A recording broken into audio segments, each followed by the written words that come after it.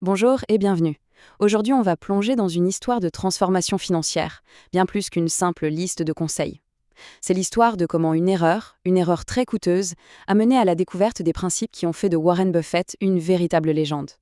Moins 60 000 dollars. C'est un chiffre qui fait mal, n'est-ce pas? Il représente une perte, un échec cuisant, et pour beaucoup, ce serait la fin du chemin.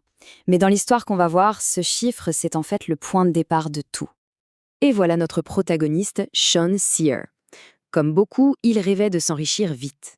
Il a mis sa confiance, et pire, l'argent de ses amis, dans un de ces systèmes qui promettent monts et merveilles. Le résultat? Une perte catastrophique. Cette perte, ce n'était pas juste un mauvais coup financier. C'était une leçon. Une leçon incroyablement chère, oui, mais qui a forcé Sean à tout remettre en question, à jeter par la fenêtre tout ce qu'il croyait savoir sur l'investissement. Et c'est là, au moment où il est au plus bas, que l'histoire bascule.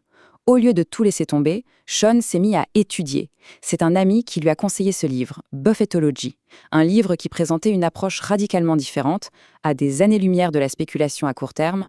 Ce livre, ça n'a pas été une simple lecture, non, ça a été une véritable révélation. Ça lui a ouvert les yeux sur une philosophie d'investissement basée sur la logique, la patience et une compréhension profonde de ce qui fait une bonne entreprise. Et la leçon la plus importante, elle est là.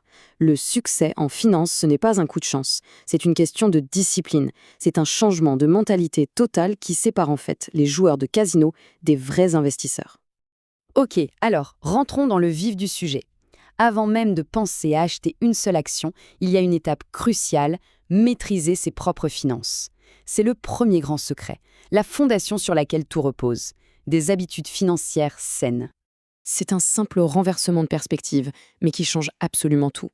La plupart des gens touchent leur paient leurs factures, se font plaisir, et s'il reste quelque chose à la fin, ils épargnent. Les personnes qui s'enrichissent font l'exact opposé. Dès que l'argent rentre, elles mettent de côté un pourcentage défini et elles apprennent à vivre avec le reste. Et cette citation illustre parfaitement cette idée. Pour Buffett, une voiture neuve à, disons, 20 000 dollars, ce n'est pas juste 20 000 dollars. C'est potentiellement des millions de dollars qui ne seront pas là dans 30 ans. C'est ça, le vrai sens du coût d'opportunité. Pour ceux qui ont du mal à s'y mettre, le livre propose une méthode toute simple. L'idée, ce n'est pas le montant, c'est la régularité. En commençant tout petit et en augmentant chaque semaine, on transforme l'épargne en une habitude, presque en un jeu. Bien, une fois que les bonnes habitudes sont en place, on peut passer à l'étape suivante, la stratégie.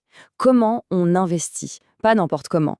Le grand secret de Buffett, c'est une méthode qui s'appelle l'investissement dans la valeur. C'est la grande question. On pourrait penser que la réponse est hyper complexe, mais en fait, elle est d'une simplicité déconcertante. Et voilà, c'est aussi simple que ça. Le but, ce n'est pas de suivre des graphiques compliqués ou de deviner les mouvements du marché. Non, le but, c'est de se comporter comme un propriétaire d'entreprise.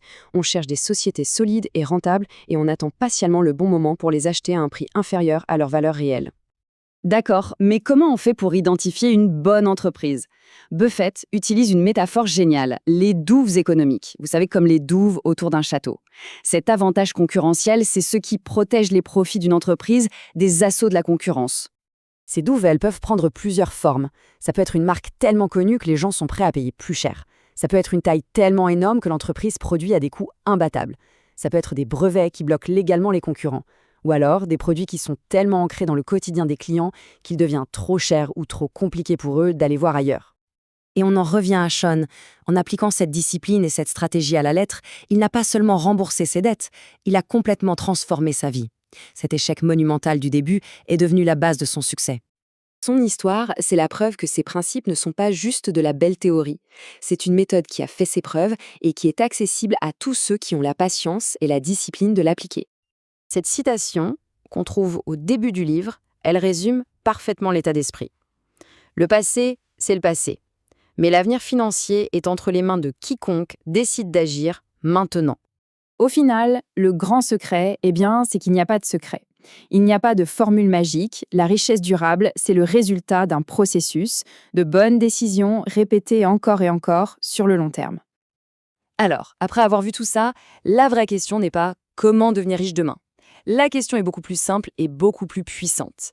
Quelle est la toute petite habitude, le premier pas que l'on peut mettre en place dès aujourd'hui pour changer la fin de son histoire financière?